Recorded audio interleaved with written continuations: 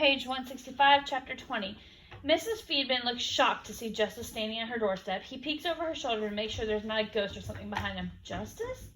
Hey, Mrs. F, is Sarah Jane home? Sure, come in. As Mrs. F stands there with her eyes popping out of her head, Just thinks that maybe he shouldn't have just showed up with no notice. Not that he's made a conscious decision to do that. He got back from school from Martell's, hopped in his car, and let his instincts lead. This is where he ended up. I should have called, he says, I'm sorry. No, it's not that. It's just, well, we've really missed you around here. They've missed him?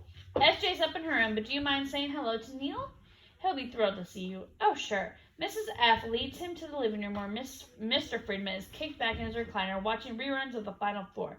Neil, look who's here, she says. When Mr. Friedman sees Just, he sits bolt upright. Just Master! Hey, Mr. F. It's really you! Mr. Friedman jumps up to hug Just, who winces a little from the presence of his shoulder. How are you? We're glad to see you, son. I can see that, the Friedmans laugh. Just swallows. It's a little overwhelming, all this love. Sarah's in her room if you want to head up, Justice, Mrs. F says. Thank you, and thanks for the warm welcome. Promise, I'll call first next time. Oh, don't be silly. Just smiles and turns to head upstairs. Hey, Just Master, if you need anything at all, don't hesitate to call us, all right? At first, Justice recoils. If there's one thing he can't handle right now, it's pity. But as he looks over his shoulder into the faces of SJ's parents, he knows this is different. He clears his throat. Thanks so much, sir. That really means a lot to me. You betcha, kiddo. Okay, we've embarrassed ourselves enough, Mrs. F says. Go on up. As Just climbs, he gets nervous. What if SJ isn't as cool with him dropping in as her parents were? What if she's busy? What if she's asleep? What is he going to even say to her? The door is cracked, and he can hear what sounds like NPR and Carrie Underwood playing simultaneously inside SJ's room. Typical. He knocks. Come in. She's stretched out on the bed in her brass crap lacrosse shorts and a t-shirt with an open calculus book in her lap. When she sees it's him, she sits up like her dad did, wearing the same expression her mom had. It makes him smile. Hey, she scrambles around for a second like she can't figure out what to do, shuts the couch book, sets it aside, swings her legs around so she's sitting on the edge of the bed. Oh! She grabs the remote from the nightstand and points it to the speaker attached to her computer on the desk. NPR and Carrie go quiet. So you're here? Just laughs. That's what your parents said. Oh, God, did they totally attack you? I'm so sorry. She shakes her head. You're literally all they talk about these days. I would have warned you if I knew you were coming. Just laughs again. It's all good. Actually felt pretty nice. She smiles. Want to sit? Points to the empty chair beside her. He sits so close that their shoulders and legs are touching. She's warm. So what brings you to La Casa de Friedman, Mr. McAllister? She nudges his knee with her own. He turns to look at her. You? Me? Yeah, he looks away. Well, everything okay, Jess? She touches his forearm just past the waist, and the memory of the handcuffs overwhelms him even after all these months later. His eyes drop to her hands, and he feels a weight slipped off his shoulders. They're chipped now, but her nails are still painted his favorite color. Jess stands, pulling SJ up, and wraps her in a hug that lifts her off her feet. Okay. He inhales a whiff of her fruity shampoo. I almost joined a gang today, he says. Huh? I almost joined a gang. He pats her down. Remember the guys I told you about from the Halloween party? You mean the ones who threatened to shoot you? Yeah, I went to see their leader. You what? I was thinking about, joining their crew. She just gapes at him. They both sit back on the bed, and he tells her about visiting Quan and Juvie and the sequence of events that led him to Martell's doorstep. At some point, he starts crying, which he'd normally be embarrassed about, but he's not because it's the best he's ever felt since before he can remember. Granted, part of feeling so good probably has to do with being wrapped in SJ's arms with his head on her shoulder. Just has no idea what's happening, but here they are. He can imagine Manny calling him a punk for letting her hold him while he cries like a big A baby. But instead of making him sad, the thought makes him smile. He can also imagine Manny saying, "Took you long enough, fool." After a few minutes of silence, SJ lets him go, and he sits up for that. Thanks for that, he smiles at her. She doesn't smile back. You okay? Justice, do you like me? Huh? SJ claps her hands in her lap. Like, I know you're going through a lot right now. But, he says. She looks at him. I can't keep doing this to myself, Jess. What are you talking about, S? Okay, this is the thing. I've had a crush on you. This is the thing. I've had a crush on you since 10th grade. For real? Yes. At first, that's all it was. I didn't expect anything to come of it. But then last semester, we started talking more and spending more time together. It, evolved. Justice doesn't know what to say. Problem is, I don't really know how to read you. Sometimes it's like you're into me, but other times you're kind of withdrawn. Sometimes you look at me the way that you want to put the word on a platter and hand it to you, but other times you won't look at me at all. Dang, S. As much as I enjoy your friendship and company, I can't keep giving myself over to the hope that we'll become something more. I need to know where you stand, so tell me the truth. She looks him right in the eye. Do you like me, Jess? Oh my God, you totally don't. Huh? I didn't say. You hesitated. Just peers down in the brown hands and sees Manny's watch. You know what? It's fine. We can still be friends. S, I like you. She glares at him. Don't just say it to shut me up, Justice. I'm not. I do like you, I swear. More than I've ever liked any girl. Why do I feel like there's a but? Mello, right? She says. No, Mello and I are done. As in never gonna happen again. So what is it? Is it me? No, it's... He looks around the room. Anywhere but at her. It's complicated. She drops her chin. Just forget it. No, wait, no. It's now or never, dog, Manny says in his head. Justice turns to her, face her fully. S, I'm sorry for confusing you. You're right. I never said how I felt because I was scared to. She fiddles with her hands and doesn't respond. Just takes a deep breath. This is the thing. My mom, well, she's not keen on me, but dating girls who aren't African American. Esther draws back, and then her head cocks to one side. Really? Yep. It's been since I was little, but she's gotten more adamant about it since. He cuts off. Since the shooting, SJ says. Yeah, she sighs. But I don't care anymore. Huh? About what she thinks. I don't care. SJ lifts an eyebrow and crosses her arms. And I'm the Easter Bunny. SJ just laughs. Okay, I care, but just takes her in the face, sees what he's be passing up. I can't let it stop me, he says. Life is too short. She bites her lip. It drives Just absolutely crazy. Let me make it clear right now. I like you, Sarah Jane. No matter my mom's opinion, you mean a lot to me, and if you'll have me, I'd love to take you out sometime. Her eyes narrow, like on a date. I know, numbnuts. She rolls her eyes and smiles. You've never called me Sarah Jane before. He grins. She blushes. Can't lie. It's real fun making fun of your cheeks all red, he says. Shut up, she punches him. It makes him laugh and want to kiss her. So what's up? We doing this? She covers her face. Will you stop making me blush? Nope.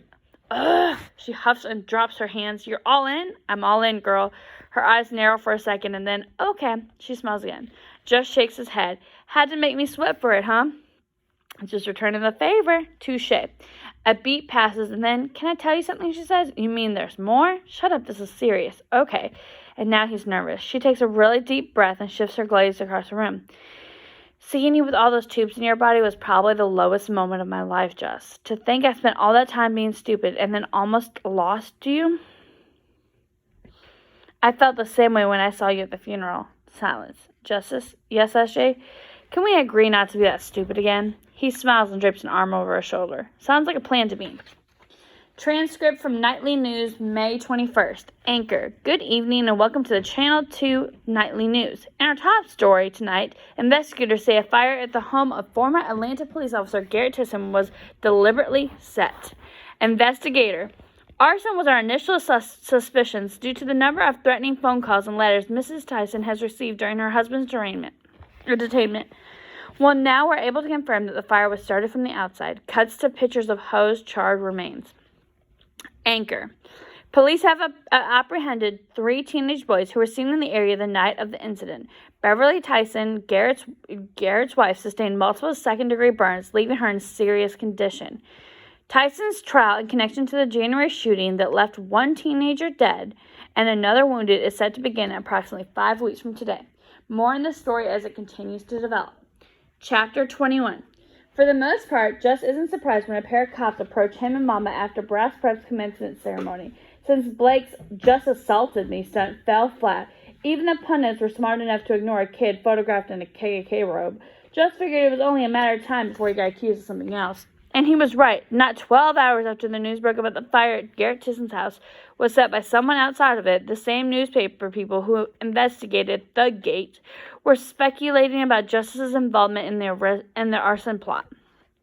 Despite having nothing to do with it, just 4 days now, he's been waiting for someone, cop, reporter, angry mob, to come after him. Just sucks that he's still in his cap and gown, surrounded by his classmates and their families when someone does. Justice McAllister, the female of the pair, says she's black, slacks and a button-down, badge on her belt. Yes? I'm Detective Rosalind Douglas, and this is Officer Troy. She points to the white guy in uniform. You mind if we ask you a few questions? Mama steps forwards and crosses her arms. I'm his mother, and he's a minor. What can I do for you, officers? We mean your son no harm, ma'am. We just have a few questions. I don't give my consent. Detective. Ma'am, your son is 17 years of age, therefore an adult according to Georgia criminal law. My son isn't a criminal, so that law doesn't apply to him. The detective sighs and looks around before taking a step forward and lowering her voice. Ma'am, we know this is a big day for your son.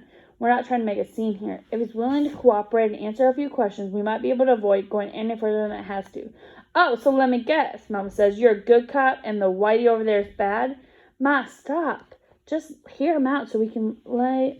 Do you officers have any idea the kind of hell my son's been through at the hands of you people? He's been falsely accused, unlawfully held on arrest. He's lost his best friend. He's been shot. We're well aware of your son's background. Miss McAllister, our goal is to make this as painless as possible. What's this about? Mama, I did not say you could talk to these people, Justice. Ma, if they want to treat me like an adult, I'm going to act like one. She doesn't say anything. Just steps around her and looks each cop in the eye. You were saying, officers? The detective nods as the white cop pulls out the notepad.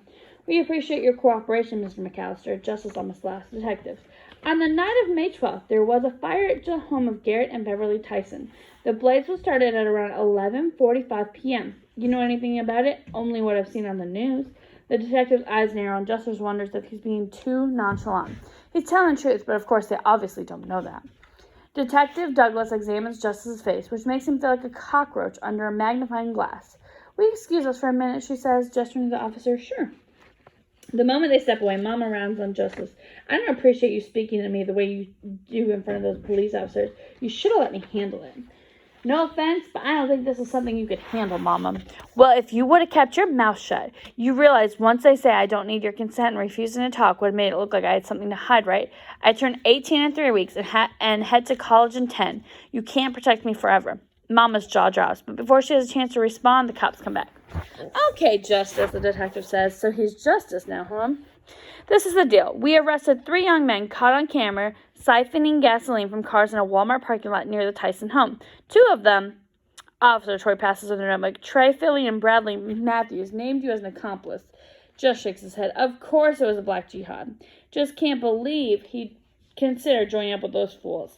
I promise I had nothing to do with it, Detective. She nods. Well, we're hesitant to believe these guys. For one, they both tried to implicate innocent parties before you. For 2, the third man did not mention you, which is, considering the circumstances, a little odd. Okay. I'm going to ask you a series of yes-no questions, just truthfully, and this should go pretty fast. Just nods. Were you aware of an arson plot involving the home of Garrett Tyson? No. Have you had any contact with Trey Philly and Bradley Matthews in the past 2 months? Yes. Mama gasps. Just as sure she knows both of these clowns by name, and the cop exchanged another glance. How many times have you had contact with either of these boys in the past 2 months? Once. And what was the nature of this contact? Justice gulps. I went to meet someone and they were there. Who are you meeting? If they're not connected to the arson, what does it matter? The detective clears her throat. Justice is so relieved he could kiss Mama. Detective Douglas continues. Did you have any contact with either Trey Philly or Bradley Mathers on the night of the May 12th? Absolutely not. Having seen or spoke to either one of these guys since April 20th. That's pretty specific. It's a pretty Memorial Day. What was memorial about it, Detective says. Something unrelated to what we're talking about. Just can feel Mama's glaze burning into him. Who were you with on the night of May 12th? The detective goes on. I can assure you it wasn't anywhere near those guys with that fire. Is there someone who can verify your whereabouts? Yes. I can. He was with me. Just could leave it at that. He knows he could. Yes, he could tell the cops are suspicious, but he knows that to dig deeper, they would need a warrant. But lying to the police after everything he's been through? Nah. You're getting confused, Ma. I wasn't with you. I went to visit Daddy's grave on the 21st, not the 20th. And this is true. But on May 20th, I was at my girlfriend's house. We were celebrating her parents' 20th wedding anniversary. Mama says nothing. I see. Would your girlfriend happen to be around here to verify that? Justice looks past her and the officers in the parting crowd. She would. She and her mom are headed right this way. Remember, what does Sarah Jane's mom do for a living? Anyone remember? She's a lawyer. Mama doesn't say a word to the entire trip home, but when they pull into the driveway and she tries to get out, Justice reaches over and pulls her door shut. He locks it. So you holding me hostage now? You have something you want to say to me, Ma? I certainly don't. You sure about that? I don't have anything to say to you, Justice. Well, I have some things to say to you. That's funny. I've learned more about my son in the past 2 hours than I've known for 4 years, and now he wants to talk to me? Mama, tell me something. Did you ever plan to let your mama know about this girlfriend of yours? Ma, I can understand you not wanting to bring up the recent contact with the neighborhood gangbangers, but if you actually care about this girl, it seems to me like you would have at least mentioned. You know why I didn't tell you anything, Mama. She doesn't respond. I'm not saying keeping it from you was the right thing to do, but I knew no matter how happy I was, you would have had something negative to say. You reacted in the parking lot by frowning at Mr. Friedman's hand like it was diseased. I'm not shaking a white man's hand, Justice, not after what the other one did to you. But what is that, Mama? Mr. Friedman and Garrett Tisson are totally different people. Mama crosses his arms and turns to the window. Justice shakes his head. All my life, you've pushed me to be and do my absolute best. That's what SJ brings out of me. She makes me better. Don't just sit over there and tell yourself that lie, Justice. It's not a lie. It certainly is. I taught you a long time ago. Only person can make you better is you. Justice grips the steering wheel. Mama, it's not for her. I don't know what I would have made it through the school year. From 10 months now, people have been trying to tear me down. SJ worked harder than anybody to make sure I stayed standing. Whether you believe it or not, she brings out the best in me, and when I'm with her, I want to overcome everything. I get what you're saying, son, but there are plenty of brilliant black women who could do the same. Justice sighs. She doesn't get it at all. Ma, SJ is Jewish, she says. Manny said it to him. It's a valid point, isn't it? I know you have issues with white folks, but her people have been through hardship too. Doesn't matter, son. You can't see Jewish in her skin color. You tried to help the other girl and wound up in handcuffs, and her daddy is black, ain't he? If it looks white, it's white in this world. But it's not that simple. Yeah, it is. You just have refused to accept it. I sent you to that school so you'd have a chance at the best education. But with this foolishness you've got in your head now, I'm wondering if that was such a good idea. So what you're saying is after a lifetime of getting picked apart because of my skin color, I should dismiss the girl I love because of hers? Mama turns. Love? Boy, you're 17 years old. You don't know nothing about love. You were 18 when you married Daddy. And look where it got me. Just leans back against the headrest and shuts his eyes. For a minute, neither of them say anything. Then Mama sniffles. Oh, Ma, don't cry. I'm afraid, son, this world is hard enough for a boy like you without the extra obstacles. That man almost killed you, Justice. And what for? What were you doing wrong? Listening to some music he didn't like? Just doesn't respond. He can't. I know you think I'm being unreasonable, but I can't give you my blessing on this one. I know you're grown and you gotta do what you want, but you are on your own here, baby. Come on, Mom. As I made clear earlier, I can't protect you forever, right? She unlocks the door and gets out of the car. Now, how long is this chapter? 20. Yeah, it's too long. Okay, we're gonna stop there.